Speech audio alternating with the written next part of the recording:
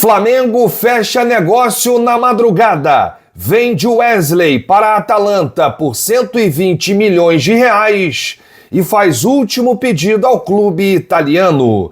Michael se despede do Al Hilal e diz para Jorge Jesus e companheiros do time que está voltando para o Mengão. Dorival Júnior coloca Fabrício Bruno, Ayrton Lucas, Pedro e Gerson em pré-lista da próxima convocação da seleção brasileira.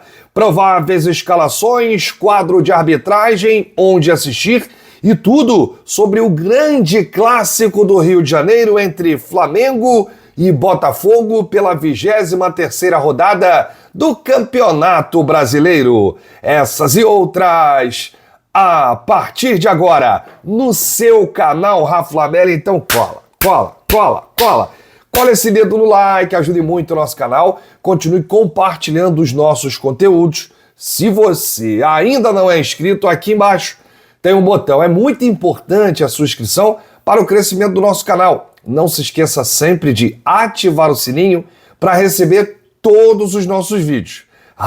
Flamelo 81 nossa gente, vem comigo, assiste até o final, não pule se quer uma parte, porque tem muita informação do rubro-negro mais querido do Brasil e do mundo. Hoje é dia de Mengão! Vai pra cima deles, nego! Flamengo e Botafogo. Botafogo e Flamengo é clássico no Rio de Janeiro. Estádio Newton Santos, a bola vai rolar, 18h30, e você vai saber todas as informações da 23ª rodada do Campeonato Brasileiro. A gente não pode falar que é um jogo que vale a liderança para o Flamengo, porque o Fortaleza venceu ontem, rapaz. E venceu o Red Bull Bragantino, na casa do Red Bull Bragantino, 2-1 Fortaleza.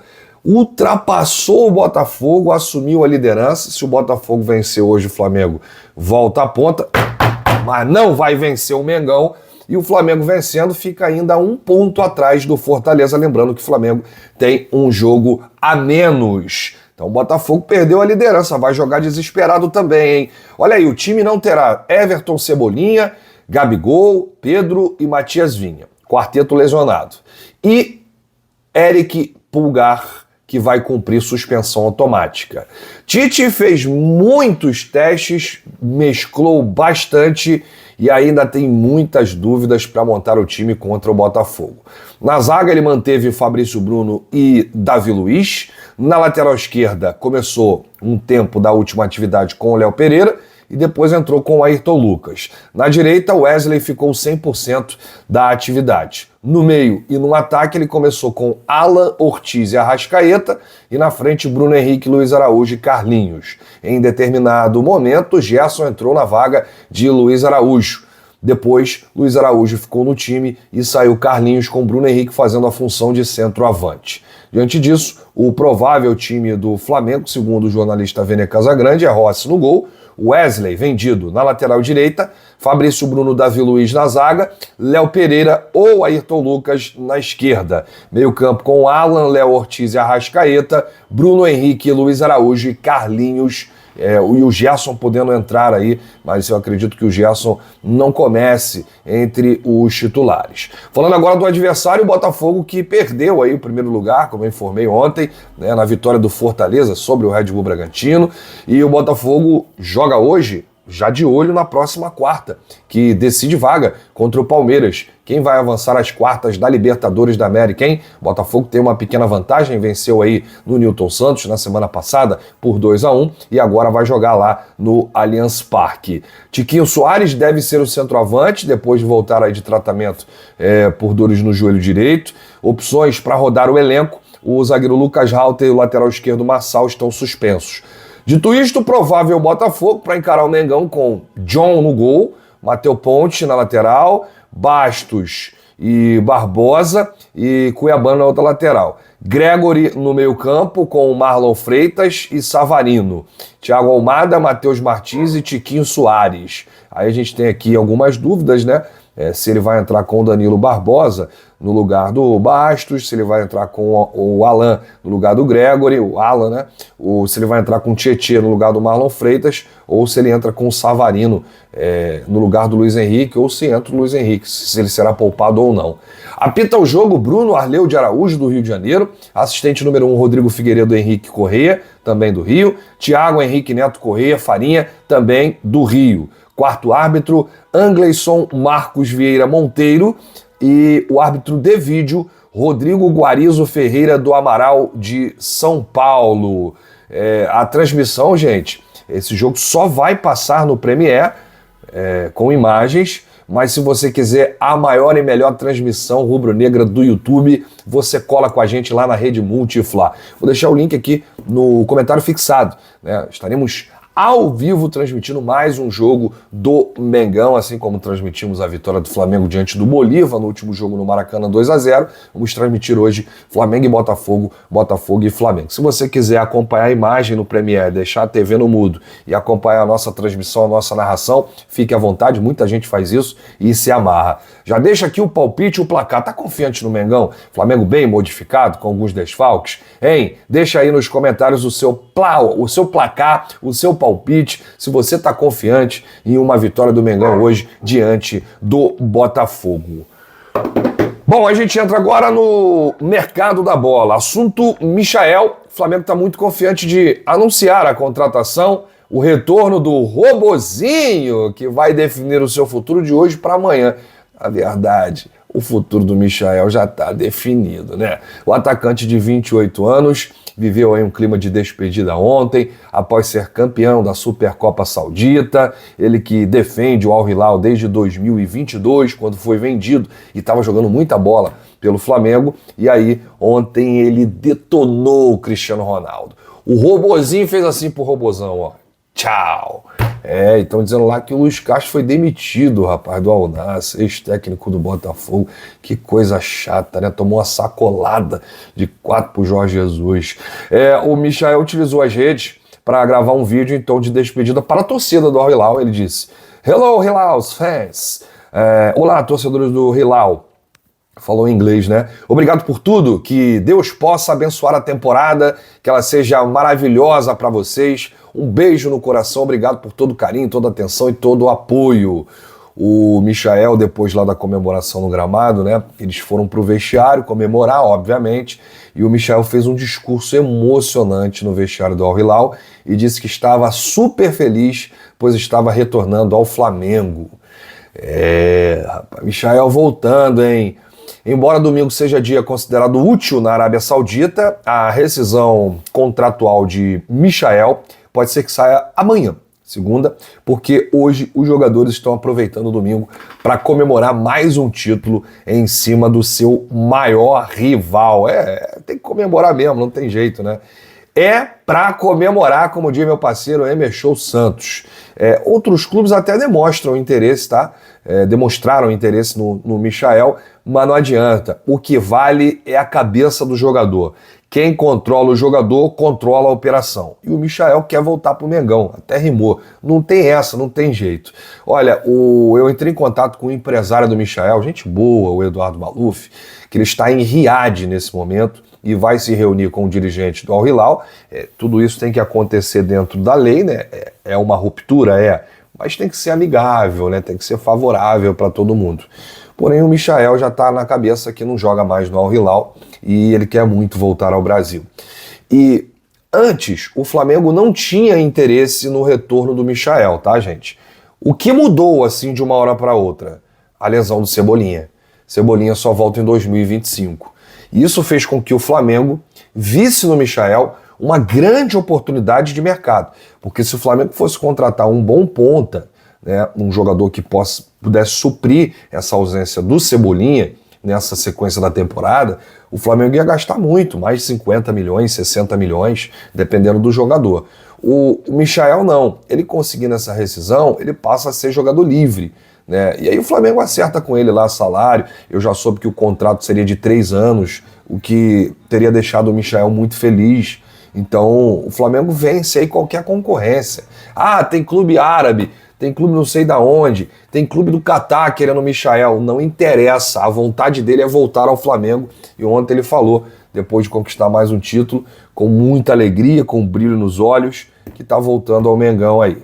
Então, ele que tinha uma promessa, tem uma promessa, né, com o Marcos Braz, quando ele foi vendido em janeiro de 2022, eles se falam normalmente aí, né, o Michael sempre entra em contato com o Braz e vice-versa. E aí até perguntaram o Michael, né, uma postagem antiga, você volta pro Flamengo, Michael? Claro, eu tenho uma promessa com o Marcos Braz. O Flamengo aguarda tudo, né, internamente a diretoria está bastante otimista para conseguir repatriar o Michael, e o clube agora espera só uma sinalização de praxe, né?